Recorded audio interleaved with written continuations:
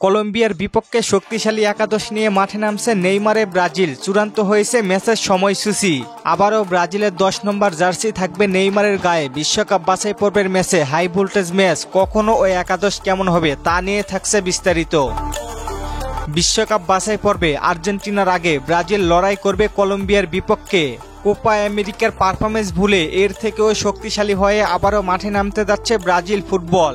অনেকদিন পরে দলের সঙ্গে যুক্ত হয়েছেন নেইমার জুনিয়র। বিশ্বকাপ বাছাই পর্বের ম্যাচে গোলকিপার পজিশনে আছেন অ্যালিসন বেকার, এডারসন ও বেন্টো।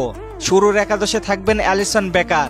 সেন্টার ব্যাক পজিশনে এসিএল এর ইনজুরিতে পড়েন এডার মিলিতাও, সে থাকার সম্ভাবনা নেই। সেইখানে ক্লাব ও জাতীয় দলের হয়ে নিয়মিত পারফর্ম করা আর্সেনালে গ্যাব্রিয়েল মাগালেস থাকবেন।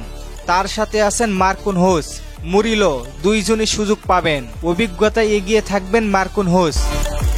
লেফট ব্যাকে আবনার ও কায়ো হেনরিক। রাইট ব্যাকে ক্লাব ও জাতীয় দলের পারফরমেন্সের বিবেচনায় দলে থাকবেন ভেন্ডারসন। তবে দানিলোকে থাকতে হবে বেঞ্চে 4-2-3-1 ফরমেশনে। মিডে থাকবেন গারসন ও ব্রনো গুইমারেস। ব্রনো গুইমারেস জাতীয় দলের হয়ে সবসময় সমস্যার সমাধানের চেষ্টা করেছেন।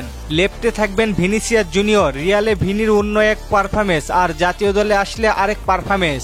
আমি মনে করি ভিনিকে বল দেওয়ার মতো কেউ নয় ব্রাজিলে, এই জন্যই ভিনি জাতীয় দলে ভালো পারফরমেন্স করতে পারে না। আপনাদের কি মনে হয় ভিনি কেন পারফরমেন্স করতে ব্যর্থ হয়? কমেন্টে জানিয়ে দিন।